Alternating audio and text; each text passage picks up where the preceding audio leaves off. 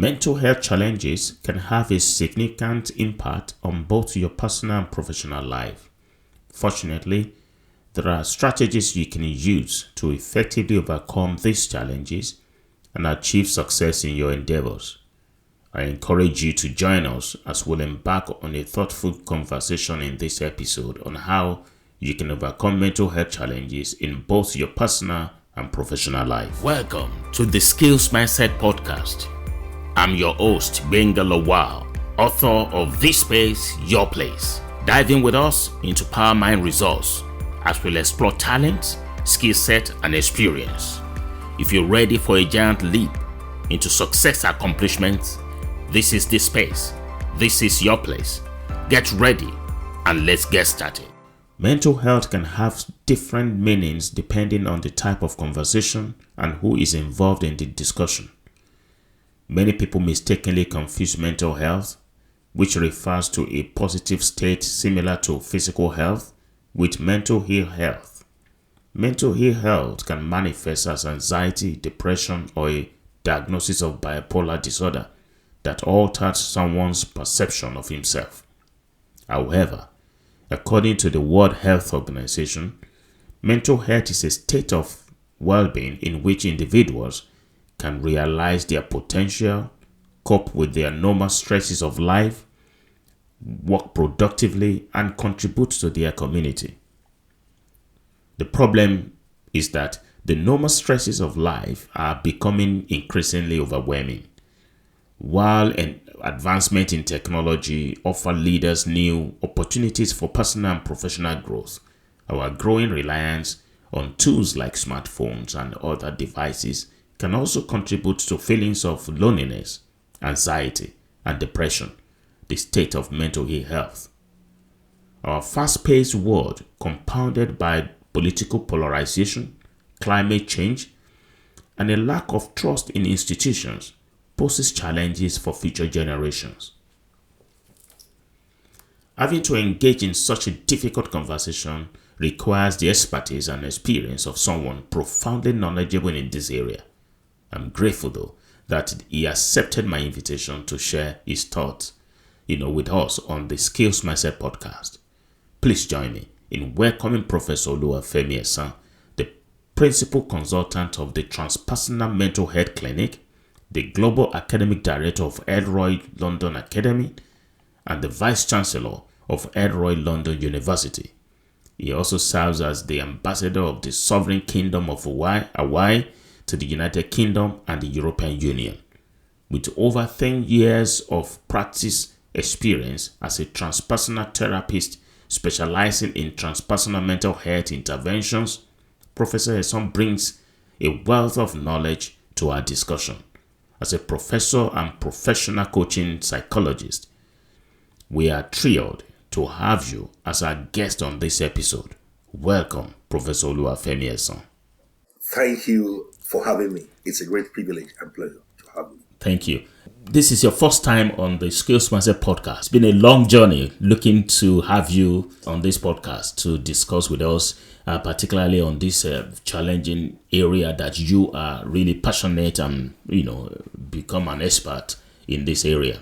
It's been a long time coming, isn't it? Yes. Like I said, it's a great privilege, and I am highly honored for extending this information, an invitation to come and share on this very serious aspect of our human existence. Wow, thank you so much. Yes. Mental health is the state of well-being in which you can cope with the moral stress of life and work productivity. This is deep. This is big. This is as big as it is unclear to many people, particularly in the corporate world. And I'm talking in terms of people, I'm talking in terms of leaders, I'm talking in terms of, as a team, as an organization, and I know that leadership is central, is key in developing the ability and willingness to help one manage the process, particularly influence and inspire and guide others towards a common goal.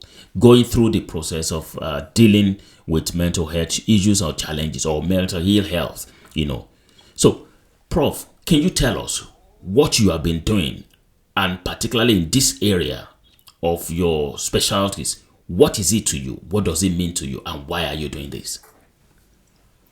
Okay, I mean, thank you so much for this question. Number one, we have to lay the foundation of the domain in which mental health exists within the fabric of human existence. Having said that, mental health is it's a domain that has to do with our psychological, their emotional, and sociological health. Mental health is what affects how we think, how we feel, and how we behave. So when you look at this definition, so mental health is located within the domain of cognitive psychology. So the cognitive psychology is the ability to think and to perceive things. Mainly, we are talking about the mind. And what is the mind? The mind is defined as the seat or the faculty of consciousness. Now, when we now take this further within the parameter of the transpersonal philosophy of education, the mind is located in the domain of the soul. And so, what we practice in our own movement, which is the transpersonal movement, is that mental health lies within the domain of the soul. Now, according to the tripartite nature or theory of human consciousness, the soul consists of the mind, the emotion, and the will. So these are the three elements of the soul. I'll repeat that again. The mind, emotion, and the will. Now, anything that affects this domain will affect an individual mental health. So, in other words, your mental health has to deal with your subjective reality in which you think, in your thinking, in your imagination. So, and this has various ramifications. Number one, it has to do with your psychology. What do we mean by that? Your psyche, from the word psycho, which is psyche, the mind, the hair, and how the mind is affecting your psychology. And so that happens within the interface of the brain and the mind. Again, it's now bringing you to the domain of neuropsychology again. So you now see that mental health has to do with your neuropsychology and your psychology. Now, what I've just explained only exists on the ontological foundation of dualism. What does that mean? What do I mean by that? The dualism is that definition of mental health from the Eurocentric psychiatric medical model only operate on the domain of the mind and the body. So it is completely excluded the spiritual dimension of human existence. Thank you. Wow, thank you so much for that.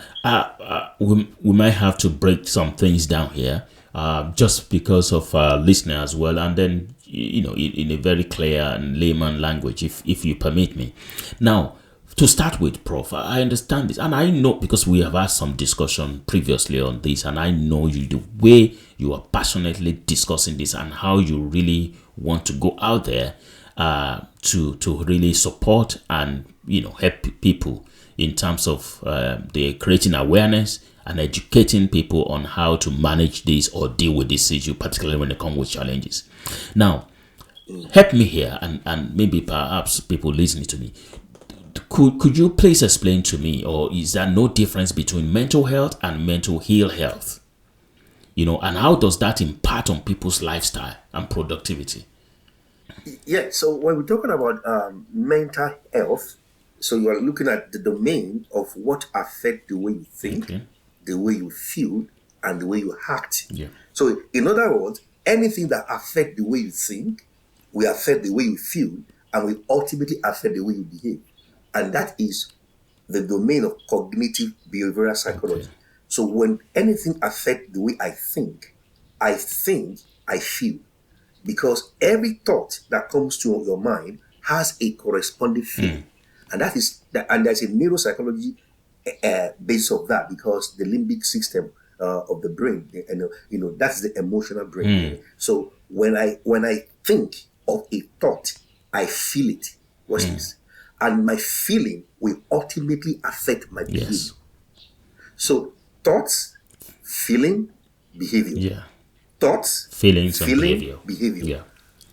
So now anything that affects my thinking will affect my feeling, And and it will ultimately affect your affect my behavior. behavior. I hear that. So that is mental health. Okay. Thank you, sir. And then, yes, the effect of that negatively, it is when you talk about mental ill health, isn't it? Yes. Yes. So now, how does that? How do you therefore handle that? At what point will someone identify the shift from mental health to ill health? You know what I mean? So at what point you are, I mean, we are meant to deal with issues. We deal with some pressure, but maybe when it gets to some level of pressure or some level of situation, then it becomes an issue. At what point or stage is the shift, or the click in the process happens, and what do you do immediately once that is identified? Thank you. Now, I will take us back to the definition of mental health. Anything that affects the way we think, the way we feel, and the way we behave. Now, how do we think? Now, you think by receiving stimuli from your environment. Watch Yeah. this now. As an ecological being that lives in an environment, we navigate our world through our natural senses. So this is a biological basis of cognitive Yeah. psychology now. So I look into my environment, I'm able to live and operate as an ecological being by interpreting stimuli from my environment. Watch this now. So I see and I think, I feel. That is my sight. I hear, I think, and I feel, and I behave. That is my auditory. You see that I feel, you touch me, I think about that feeling. I also feel about you touching me, and then I interpret that feeling. Now, again, you now see that our mental health has to do with our psychological connection with the Exactly. environment and with people in our environment. That's it. So the key component there is that your mental health and my mental health has to do with our environment and our relationship. So the stimuli we are receiving from our environment and from the relationship will determine the quality of our mental and emotional Yeah. well-being. Yeah. Wow. That's deep, sir. Thank you for very much for that. You pick some. I pick something from what you've said. The impact, or particularly the denominator of the old situation here, from what you're talking about, is your environment, your cognitive environment, which is key to the way you think, the way you feel, and Feel? ultimately the way you behave. Now, Yes, sir. I understand that the cultural dynamism of your environment is key to the environment in which you're dwelling, if you like. So how do you therefore put the place of how do you place culture in this scheme? Because cultural differences, I mean, what you think is stressful to you, or what you think is strange to you, putting pressure on your mental health, is a toy, to some other environment or culture, or and we're talking about cultural dynamism here, and as a reflex to the way you feel, the way you behave, and the rest. Can you explain to us the impact of these dynamics in mental health? Oh, thank you so much. Now, if you look at the social-cultural theory of learning, which says that we are all products of a cultural domain, meaning that our learning starts from cultural value system. So you are born into an environment, you are raised in an environment. I'm talking about your what we call your primary Yeah. socialization in social psychology. And so my primary socialization starts from my family, from my home. And then when I'm growing in my home has certain cultural value So system. so And true. so what it does is that the cultural value system have a tendency to refine and determine my Yeah. self-perception. Watch this now. Now, my sense of self has to do with my primary socialization when I become aware of myself as an entity. So, what I'm receiving as a child in my Yes. home is based on the cultural value of my family. And that cultural value now affects my sense of self. And that will lead to what? Cultural identity. Now, your cultural identity form some of the major fundamental value system of your life. And this value system from your cultural identity now becomes a lens through which you interpret your world. And this is where the problem starts. So if there is a particular dysfunctional or misconception about your sense of self from your cultural identity, this now becomes the lens through which you interpret any stimuli from relationship and from your environment. And that's where the beginning of mental stress starts from. Wow. Can that also explain, or how do you further explain the situation where human being, because we are bound to move, human being is created for productivity and for movement. When you therefore move away from your present cultural environment to a different environment where culture is a bit slightly, if you like, different or the divergence of culture in the scheme of things. So how much pressure would the cultural change impart on your mental health? Thank you for that beautiful question. Before we move on, we define mental health anything that affects the way I think, the way I feel, and the way I behave. And also, what becomes the basic of my interpreting stress. Because the stress is part of life. Your mental health is how you handle both external and internal stress. That is the beginning. How do I handle stress? I handle stress by my subjective interpretive framework. What do I mean that? Meaning, every human is a philosopher coming from the anthropological history, which is being infused by their religion, cultural beliefs, and their general way of thinking. So, and that general way of thinking has constituted a philosophical view, which becomes my lens through which I interpret my world. What do I mean by this? When I move into a new environment, I will experience a cultural shock. However, within the subconscious mind, there is a mindset, or what I call a belief system. Inherent values. Your belief system is what you use to interpret handling of stress. So when we're talking about mental health, you are looking at that individual belief system. Thank you. Wow. So I get this straight on from your last point.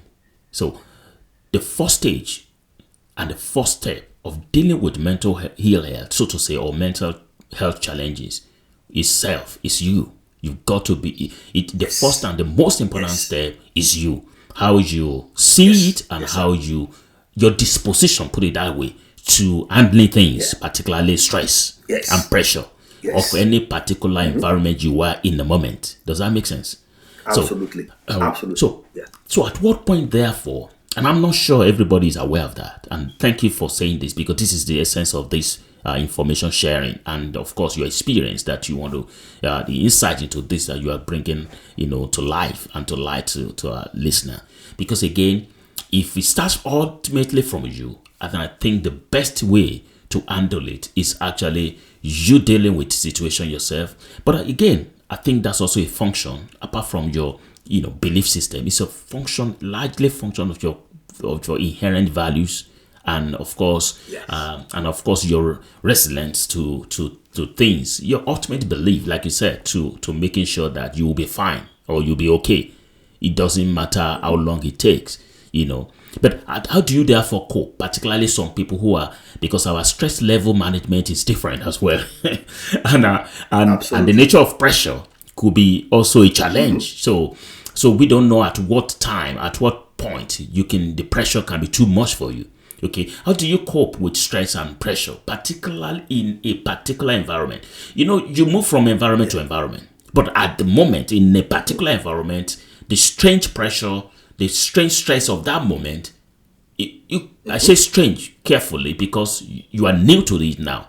With all that you have in terms of belief, in terms of your cultural experiences or inherent values, family, values and all that, your religious beliefs and all that, how do you therefore look at your present environment? And of course, at what point will you say the pressure is high here or the stress is too much to cope with?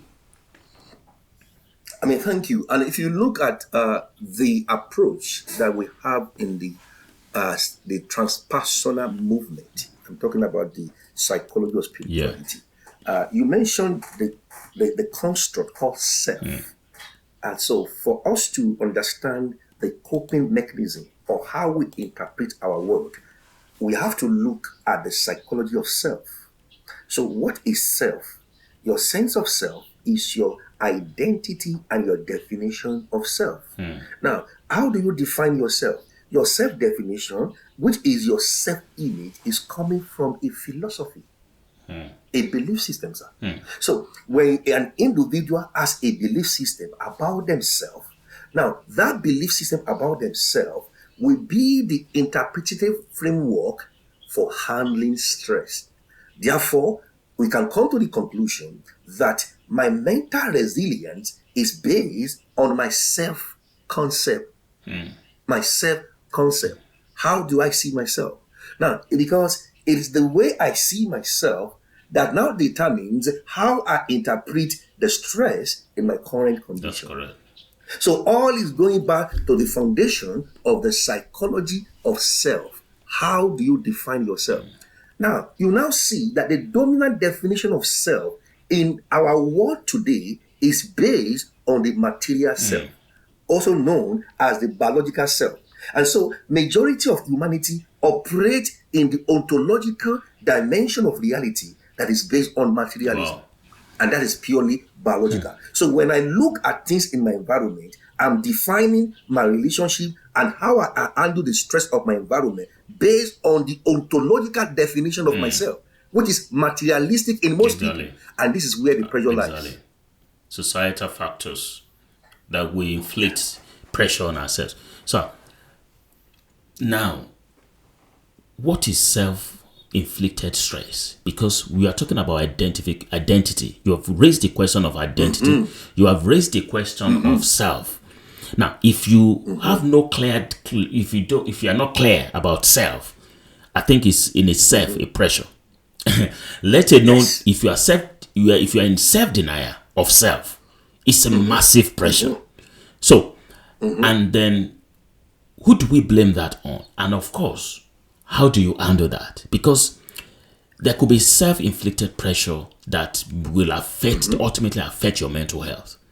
And I think this is reality that we have these days. And we can't deny the fact that there are so much pressure even in this field. Can you help us with your expertise, sir? Yes. So thank you so much for this question. Now, your self-definition as an ontological foundation. Now, what is ontology? Ontology is the study of reality and being and existence. So your philosophy about your ontological self, that is the origin of self. Now, every human being has their own philosophy of the origin of self. You see that? So when you see yourself as just a biological entity, okay, don't forget that definition of self will determine how you relate with impulsive stimuli from your environment. Now, your sense of self-definition also determines your pursuit in life. And this is where the issue of pressure comes in. How do I see myself?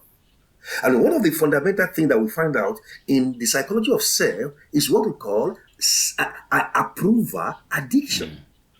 Approval addiction on when the self is looking for approval outside the self. When the self is looking for approval from the environment, and then the individual now subject themselves to approval addiction, and they are pursuing the approval of other people, and then the pressure starts. The pressure starts because you are looking for approval. Why? Your self-definition is now determined by the approval of others. It may be your wife, your husband, your mentor, your pastor, a significant adult in your life, even your social environment. You are looking for approval. You see, that kind of distorted thinking is the foundation of internal mental stress. We're not even dealing with the external now.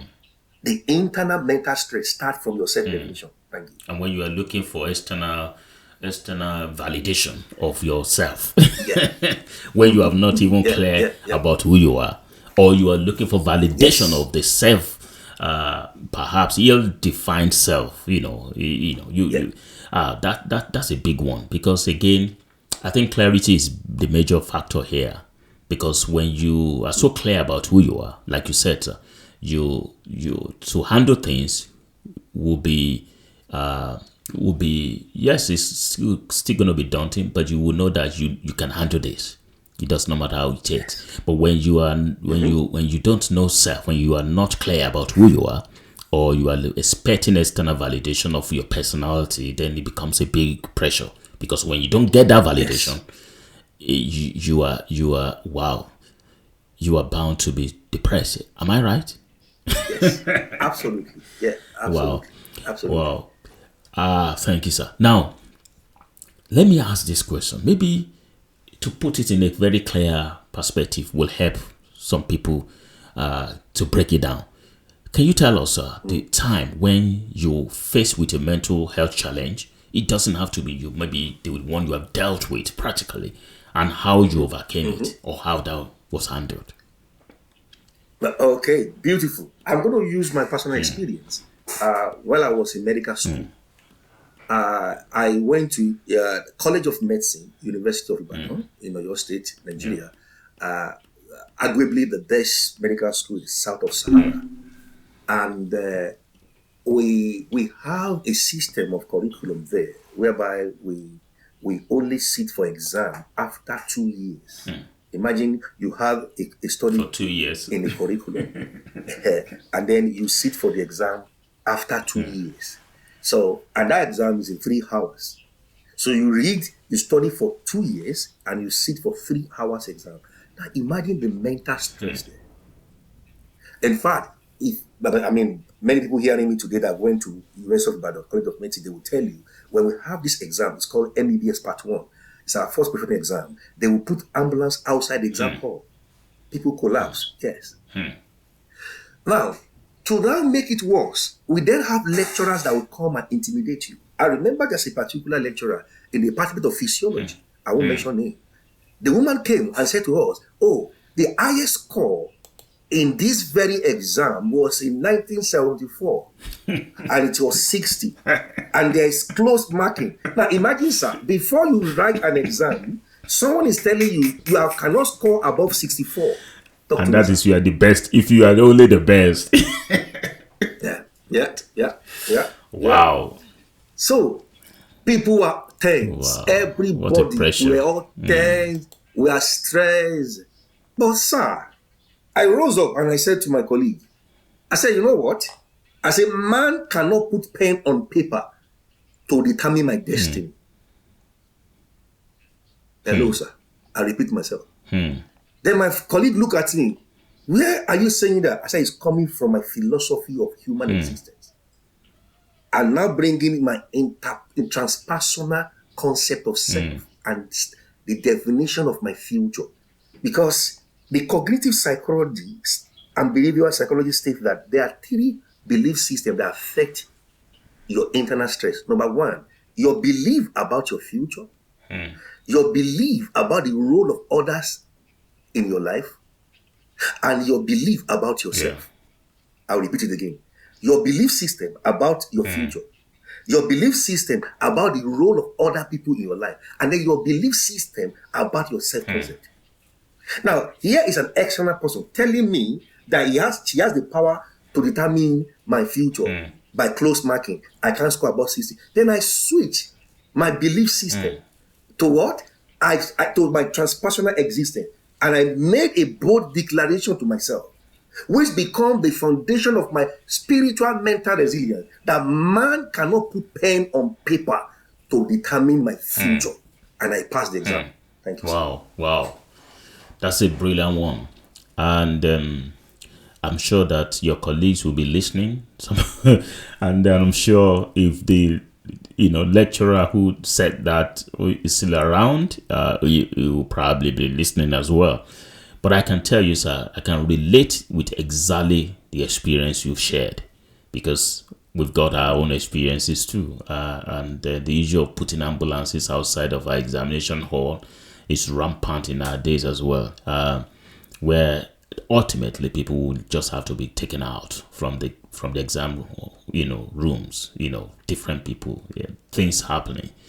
But we had no choice, or not that choice. We were helpless. Put it that way. We were so helpless, so drained mentally, and so emotionally battered, if you get my point. And I'm using this word because that was the experience then. But we didn't know that we could do anything different other than to go through it. And like you said, our self-belief that, whatever comes our way, we will try and push it aside. And that was the only thing pushing us going. We didn't know how much damage it had on our mental health. We had friends who collapsed. We had friends who couldn't continue. We had friends who were just, depressed. And but even at that point, people just move on because we had no definition and clarity as to what was going on. And it was pressure. I can tell you, sir, that even at this moment, similar situation, not necessarily have to be in the world of examination or in the classrooms or any university or anything, or college, but I can tell you that people go through different shades of stress, similar situation in different forms, if you want to say.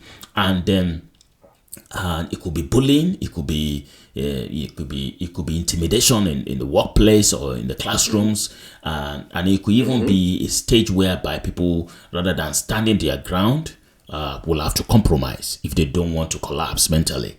And even compromising your values is also stress on its own, because it will affect the way you feel, the way you think, and the way you behave, and the way you see yourself. It's a change of things. And don't you think mental health is not only national? Don't you think it's a global issue that needs to be dealt with? Oh, yes, of course. May I say at this juncture that the World Health Organization predicted that by 2030, the number one health condition in both developing world and developed world will be depression. Wow. So we are moving towards, in fact, the epidemic.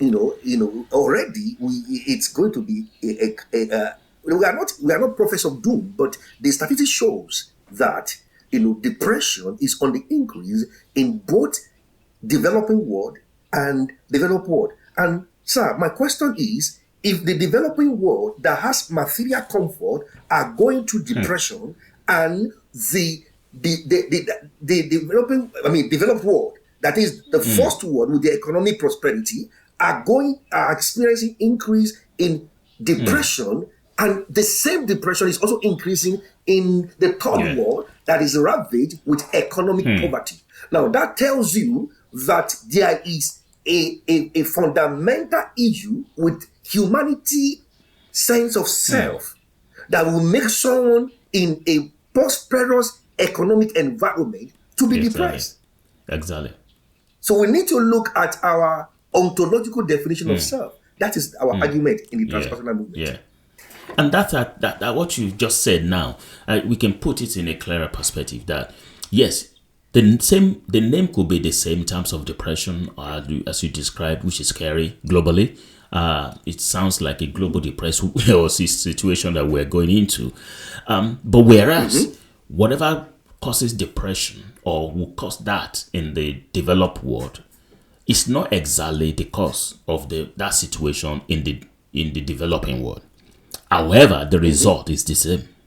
The outcome of that is the same. So what could have been the cause? What are the major, if you can put your fingers to it, what are the three or 4 points, or 5, whatever it is you want to take out, are fundamentally basic causes of all these things? Yes. If you look at the symptoms of depression, because of the statistics that shows that it is on increase in both Yes. the developed world and developing world. Now, depression is there's some symptoms of depression. Feeling fidgety, unable to sit still or moving and speaking lowerly than normal. Now, feeling dejected or down for the most of time, taking less interest in things that interested you before, feeling fatigued or tired, sleeping too much or little, feeling worthless, guilty, or very self-critical. You see that? Feeling indecisive, unable to concentrate. And when you look at this, and then it moves to the chronic one, thinking often of death or Yes. suicide, behaving suicidally or harming yourself. What do you notice at the center of it? The self. And that's why I argue that when you look at this depression, you are looking at the psychology of the self.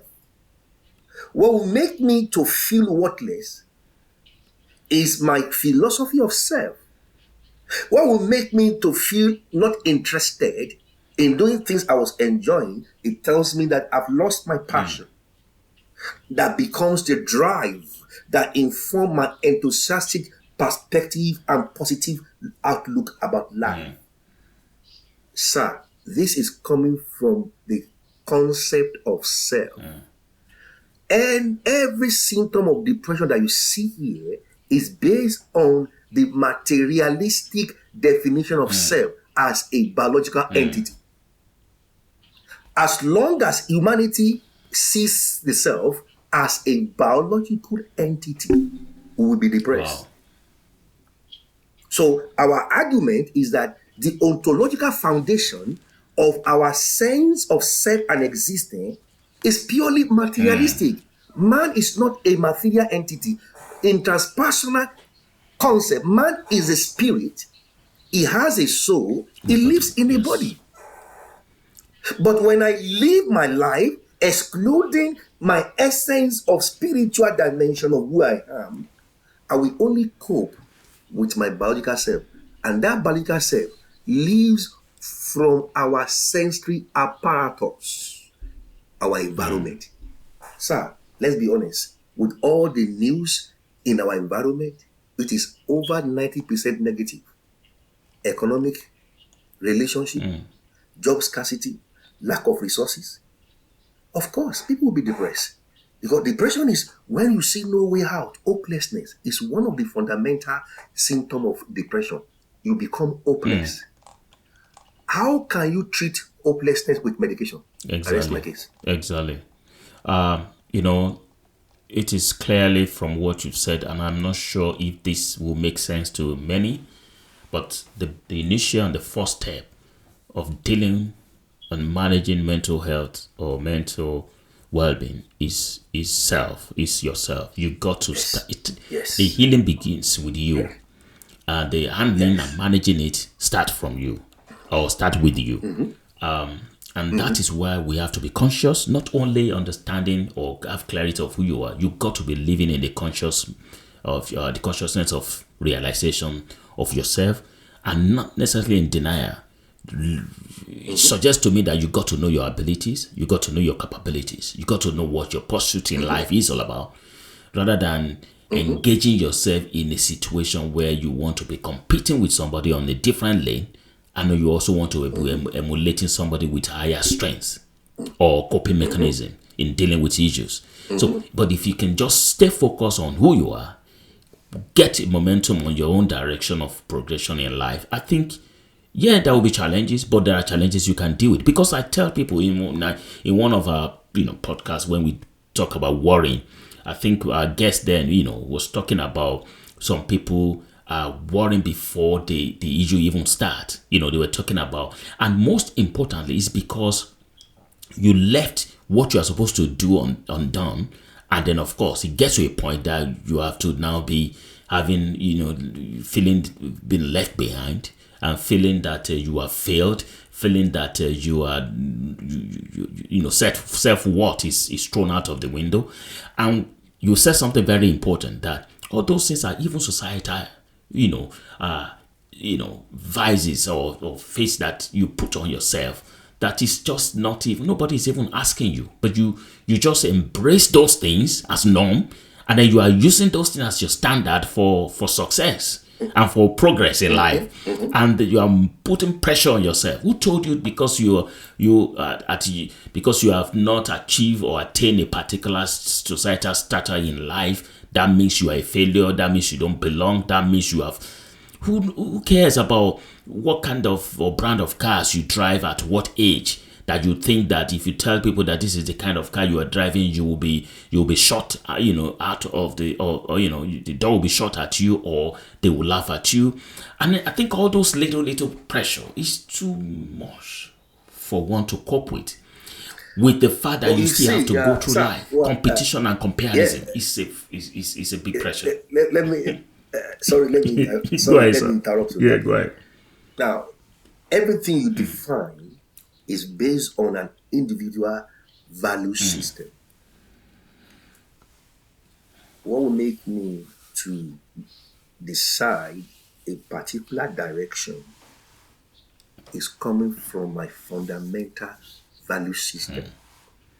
And that value system is also coming from the foundation of a belief system. That's it. No man can rise above their belief system. Exactly. That's so true. So your belief system determines your value system. Now, what is belief system? Your belief system is your mental conditioning that has come from a philosophical viewpoint about your outlook on what is life. How do you define life? People have different belief systems in defining life. So it is your belief system which becomes your philosophy of life that will put you under that pressure to be competing, to be doing this. It's coming from the belief system. So and that's why one of the interventions that we have is cognitive behavioral psychology. And we look at someone's cognitive belief system. That's it. Wow. So everything you're just explaining beautifully is coming from a belief system that is feeding a value system. I'll say it again. A belief system is feeding your value system. Now, that value system, the belief system itself, is coming from a sense of self. You see that? So my self-definition will influence my mentality. And then my mentality will now affect my ability.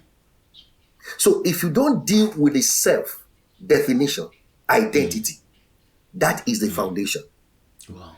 People define their self-worth from materialism. If your self-worth and your self-definition is coming from a materialistic philosophical viewpoint, you got it. You got it wrong. That's it. So your sense of worth will now become accumulation of things. And then when you don't have those enough things, the void within is not filled. Wow. That's it. There are two things that emanate from what you have just described. I was going to say this. Maybe you can handle this let me just say the first one is that how do you therefore identify or describe, or how do you define self? What I mean by that, I know you have said it, but how do you therefore realize self? How can someone, in terms of realistic measure or tools by which they can use to really sincerely define and realize themselves, to say this is me, so that I know who I am from whatever you are going to be saying. I would use this to measure or to define myself or to describe myself, so I know where I am and who I am, and I know from there I can then determine where I can go and how far and how great I can move. Beautiful. So that maybe from there, if you start from step one, you can then know what to do. I was going to say that, and then using that as your personal situation. And how do you translate that? Don't get this mixed up, sir. How do you therefore translate that into your professional, or your corporate world, where you now have to understand your professional well-being which sometimes are not really in direct relation with your personal projection or personal posture to life. But again, in most cases, you could actually transfer your personal beliefs into your professional well-being. Do you get what I'm saying? How do you realize self? How do you describe self? And how do you balance your personal and professional well-being? Fantastic. You said, how do we realize self? Yeah. You have introduced a construct about self-realization. Now, here is the argument in transpersonal philosophy of education. We believe that it is your ontology that determines your self-definition. What do I mean by that?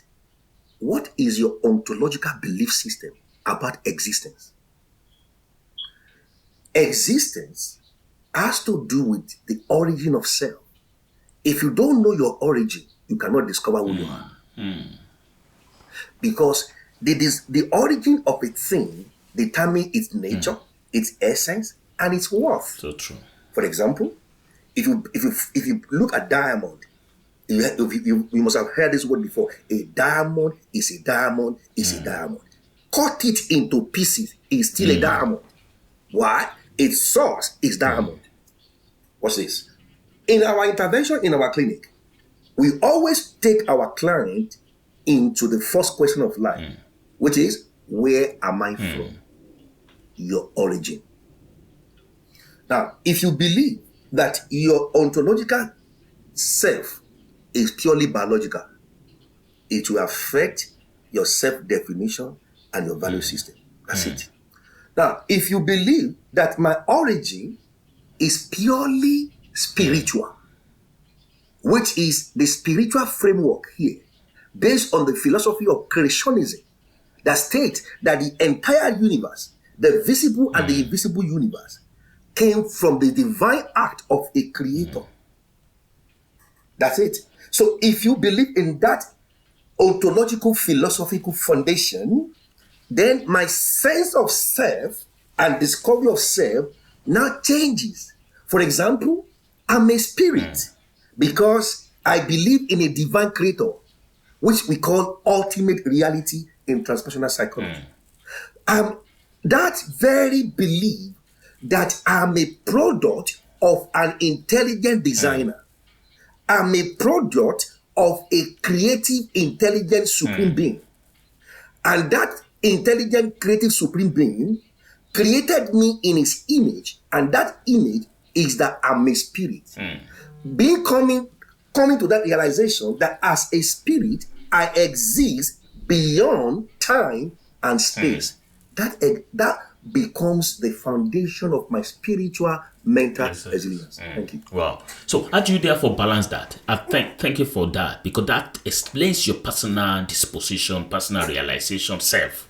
Now, how do you balance that understanding and the belief system into how do you balance that with your professional well-being? How do you translate that in the corporate world or in the marketplace, as they say? That's a beautiful. I did an interview like last month. I was talking about the decolonization of the curriculum. Knowing fully well, every one of us were a product of a curriculum, and this curriculum shapes our sense of self and thinking. So if you come from a curriculum understanding that is built on the ontological foundation of spiritual reality, you will know that you are a spirit. However, the spiritual self is expressed in the solical domain and in the bodily domain. And that means the man has what we call the tripartite nature. So I'm a spirit, I have a soul, I live in a body. By my spirit, I connect with the divine, ultimate reality, God. By my soul, I have my mind, my emotion, and my will. And that is my psychological consciousness. With my body, I relate with the earth, with the environment. That is my physiological consciousness. So I operate in a three domain simultaneously. That's it. And that is the holistic view of self. What does that entail? In my spirit, I realize my vision and my sense of purpose. I discover the gift and the talent that the ultimate reality, the intelligent designer, the manufacturer has deposited and trust within me. And that gift and talent takes me to the domain of education, where I refine it to become skills. Then I use those skills to solve problems for humanity. And that is what we call vocational calling. Thank you. Thank you. So the three dimension to one's self, like you, it's a school of thought, as to the mono dimension, to of another school of thought in terms of biology, simply and only biological being, will affect, will impact on your professional well-being, will impact in the way you interact and relate in the marketplace, will perhaps also impact on the way you take decisions and you make policies. Yes. What are the dangers in this? How much pressure does this bring to people who are ordinarily doing their own business? Absolutely. Thank you so much for this question. It is. You can go and check it. It is there. There are data that shows that between the age of 40 and 60, most men go through midlife crisis. And within that age of 40 and 60 is where we have the highest rate of suicide among men. Now, what causes midlife crisis? It is based on the psychology of fulfillment. The psychology of fulfillment. That is, people now all of a sudden they get to the retirement age, they work and they look at their life after retirement. That's why, if you look at the age of retirement, a lot of our seniors in that age gap, in the third age of life, go through depression often. Why is that? These are people that have used their energy in a particular work that has nothing to do with their life purpose and destiny. So they now become retired, and the sense of emptiness continues. You see that? And so that is why you now look at what have they been operating, what is their ontological foundation. So operating on dualistic, materialistic ontological foundation will ultimately lead to crisis, because the self is only seen as an embodiment. Secondly, one of the dangers of that is our educational philosophy. The dominant educational philosophy only train us to look for job, not for fulfillment. We don't have that educational philosophy looking for fulfillment. And that's why in the transpersonal educational movement, we argue, if we are going to reduce the rate of depression among adults, among young ones, we have to look at the educational curriculum. And one of the things, if you look at the educational curriculum, according to Bloom taxonomy, the domain of education has to do with the cognitive domain, the affective domain, and the psychomotor domain. Now, in the Western philosophy, there is much more focus on the cognitive domain. So people grow intellectually, but when it comes to that social-emotional learning, there's problem. And in the domain of the social-emotional learning, which is the affective domain, is where the mental health lies. You see that? Because mental health is what affects the way you think, you feel, and you behave. So the question is, it goes back to, what is your ontological belief? What is your theory and your belief system about existence? Are you just a biological self, or you are a spiritual being that exists beyond time and space? Because every one of us who will go through limitation in our resources, in our environment. It's part of life. How do I navigate when there is not enough? Opportunities are limited. Chances are limited. You are applying for jobs. You are doing all these things. You want to put food on your table. You want to pay the bills. And the majority of humanity has been reduced to survival mentality. And that is why we're having the increase in depression and stress, because humanity has been conditioned on survival. We live our life to meet the basic need according to Maslow's hierarchy of need: food, clothing, shelter. That is where humanity purpose of living is. However, In transpersonal education, we believe in the concept of transpersonal purpose, that your life has a purpose. You are a product of an intelligent designer. There is more to your life than paying bills. Thank you. Wow. Thank you. That's so deep. I think we won't be able to conclude on this. We will have to run another part of this to complete it, because I've got a lot of questions to really ask you for the purpose and benefit of our listener, because I'm learning, and I believe a lot of people will be learning from this. So I don't want anybody to be caught in the mix of the diversion, within the midst of the diverse, perception and beliefs, different belief system in this situation, particularly coming from different people, who operating in the same environment. It's a tough one, particularly for people who couldn't even have recognized or realized themselves.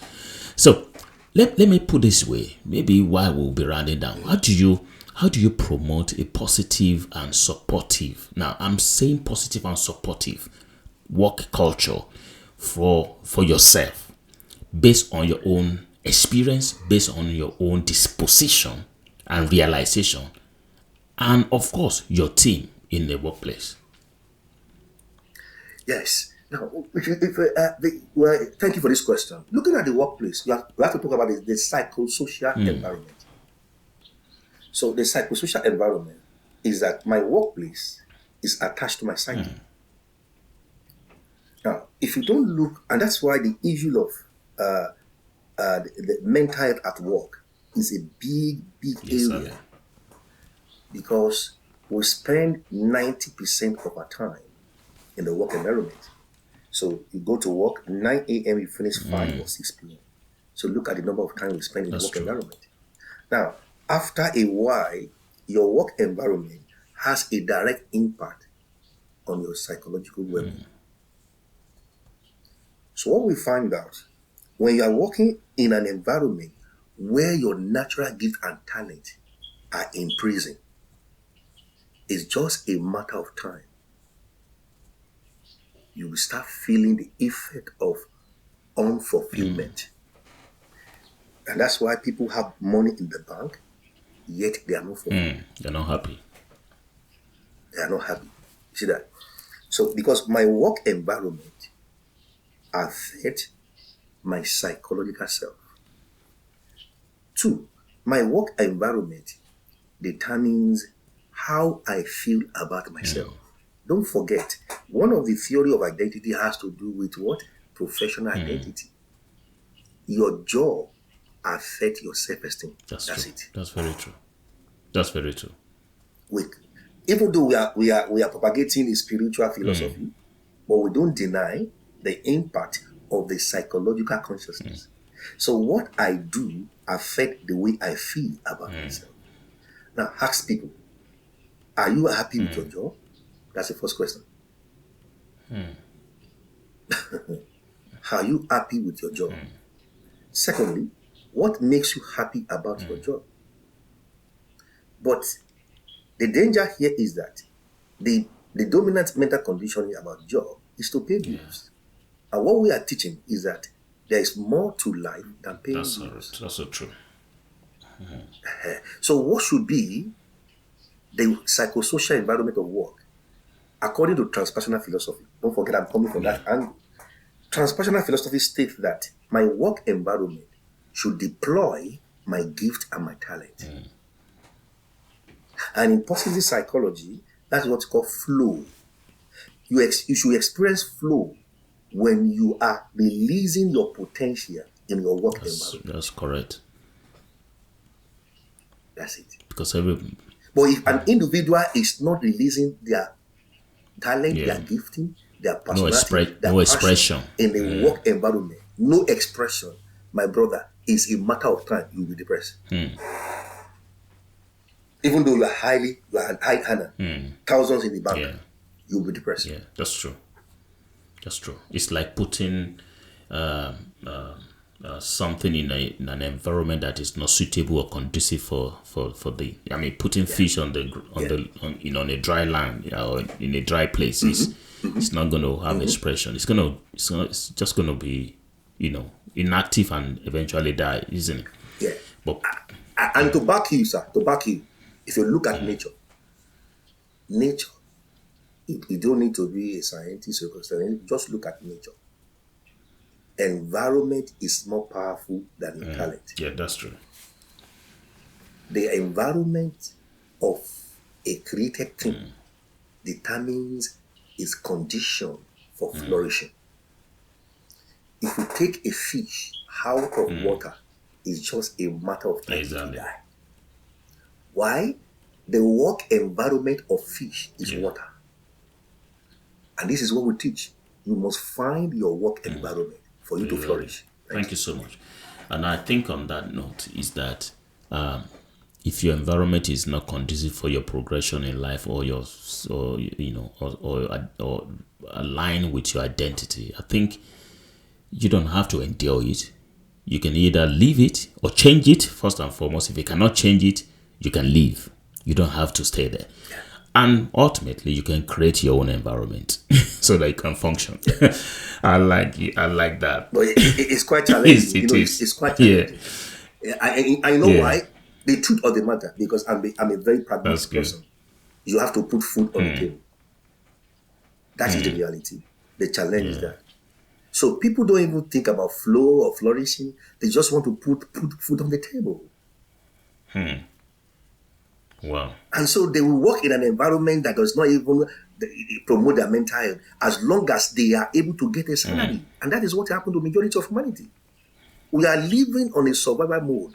And that is what is causing the foundation of both our internal and external mental stress. Wow. This is deep, and like I said, there's another aspect of this that I want us to talk about, which will be in another episode. We might have to bring, if you don't mind, we may have to bring you again. But in closing, let's look at this because I like to also relate this to a drive. I like to relate this to a momentum. You got to take action on this, and in doing that, this momentum would require a new kind of leadership. You can be yourself. You can be leading yourself into freedom, or into an environment that is conducive for yourself. Have to go back and redefine or realize who you are, and then of course sincerely, follow through your description. So it requires a kind of a leadership that could demonstrate strength by embracing vulnerability, exercising wisdom by creating a safe space for people to discuss their mental health, isn't it? Because again, you want to create an environment where people can come and then discuss difficult issues like we are talking about. This is a difficult conversation, and they choose to do so if they see that you created an environment, for such a opportunity, and then of course you want to lead them through the process. This type of leadership encourages innovation. In terms of openness, fostering psychological healthy environment. Tell me about a time, sir, when you demonstrated leadership in your workplace or personal life, and how did you do that so that at least people can start leading themselves before they can start leading others. Thank you so much for that. I'm privileged. One of my first master in coaching psychology, and I specialize in organizational leadership coaching. And so when you're talking about the work environment, you have to look at the organizational culture. Now, the organizational culture is a reflection of the personality and the work view of the leader. Yeah. So the leader or the founder of an organization has a vision. So his vision will translate into his culture, and his culture will permeate the type of leadership in that organization. That's it. It starts from the leader's vision. And in my work and in my experience, one thing we find that the best type, arguably the best type of leadership is coaching style of leadership. Now, because the coaching style of leadership is based on development of the individual in an organization. So a leader becomes a coach, and he has an individual learning plan for every member of that organization. Look at how beautiful. So, and a coaching model of leadership is very passionate about growth and development. That's it. Wow. But the reality is that capitalism focuses on maximization of profit. Do they really care about your growth, or they want to maximize their profit? That's another direction of growth, so as far as their definition is concerned. So yes, well, we are living in a capitalist world, whether we like it or not. So everybody's been left to sort out, and so, like you said, they've put everybody in a survivor mode. So you got to survive some way or another, and that's what it is in the world everywhere. Everybody's looking for a way to just make sure that he's not drowned, his head is over and above the water, at least, so that he can breathe. And whatever that means to you. Exactly. So thank you so much, Professor Femi Esan, Ambassador Professor Femi Esan. Thank you so much for that. Now, because of our time, and I said you wouldn't mind if we bring you back on one of these days, to do the other part. Absolutely, this is deep. Absolutely, this is deep, and I think we may even have to do the second one, throwing it open for people to call in and ask questions, practical questions, and see how you can help them and solve some of these challenges. So, in final words, sir, what would you say? How do you wrap this up in your own words and in your own view? What exactly is, if there's a message on this issue you want to leave out there, what would that message be? Thank you. The message is based on our central ideology at the Transpersonal Mental Health Clinic. We believe that the foundation for sound mental health is based on spiritual health. Spiritual health, based on spiritual framework, is the foundation for building spiritual mental resilience. You cannot build mental resilience not only on your natural understanding of self. So you have to discover resources outside time and space, which is your spiritual resources of your existence. Thank you so much. Thank you so much. If I could clap, this is the time. This is the place. Thank you so much. Thank you so much for this wealth of knowledge and experience you have shared, the insight into this challenging, difficult topic, and the conversation we have had. Thank you so much. So, obviously, mental health challenges can greatly impact both your personal and professional life. That's all you have said to us, and I think that there are ways people can engage to effectively overcome these challenges. You have also expressed that, and to achieve success in endeavors. You have told us that there are ways, but again, most of those ways and practical steps in dealing with this in clear terms may be the second part of this podcast. But again, I'd like to let people know that this points that we have had today, and the information you have shared today is very important, that we go back, listen to this podcast, share it among our colleagues and friends, and then let's see what this will do and how it will help some people. But again, to leave it out there, it is very important that dealing with this, we need to be very, careful, and it is crucial for us to, prioritize self-care, even in whatever we do. Please prioritize self-care, which of course involves you taking the time to engage in activities that promote mental well-being. We can do all that as dealing with the symptoms, Professor Femi will say, because this is just dealing with the symptoms. You want to exercise, you want to do meditation, you want to do spending time with your loved ones. All those things are just dressing the issue. The basic and the basis is to identify self. If you deal with the cause of an issue, I think you won't have to see the symptoms again. Am I correct on that? Absolutely. So, friends, seek support. If it's so essential for you to seek support, reach out to trusted friends, family, and members and professionals who can help you, and who can signpost you as well to a clinic that Professor Femi runs as well. These things will help for you to get to the basis of the situation, and then of course you will want to live this one-time life that you've got, and you want to live it beautifully, and you want to enjoy it. Absolutely. Being fulfilled in all that you do. So again, nothing wrong in you consider setting up realistic goals and expectation for yourself not for others, not what people said for you, not what people place on your table. Do it for yourself and enjoy the journey of what you are doing. Just beautifully enjoy yourself. And I think you would take off some unnecessary stress and you wouldn't have to worry yourself about all these things. Setting achievable goals can help you reduce pressure and allow for a healthier work-life balance. So develop, again, coping mechanism, which is very important. We're talking about that because everybody has one level. We deal with one level. Some different level of stress. We are, as long as we have our environment, we have some challenges of the environment, and we have heard that your environment is bigger, than yourself. So you got to understand the impact of the environment on who you are.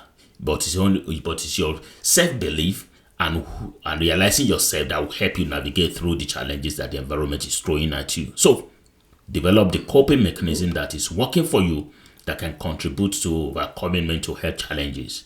And then take time to also bring, to relax, things that will bring joy and relaxation to yourself. And lastly, be patient and be kind to yourself throughout this journey. Overcoming mental health challenges takes time and effort. Celebrate small victories if you can, and acknowledge your progress, even if it may seem insignificant at a time. But it's very important that you are progressing. We've had a lot of discussion around this, and I think we can do much more maybe in the next time. So in conclusion, by prioritizing self-care, seeking support, setting realistic goals, develop coping mechanism and practicing self-compassion, you can effectively overcome mental health challenges and strive in both your personal and professional endeavors. So thank you for listening to this podcast. We hope you find it inspiring and informative. If you have any questions, comments, or inquiries, please visit our website at www.skillsmindset.com and leave us a message. One of our team would reach out to you. We encourage you to subscribe to this podcast so you don't miss any episode, and kindly share it as well.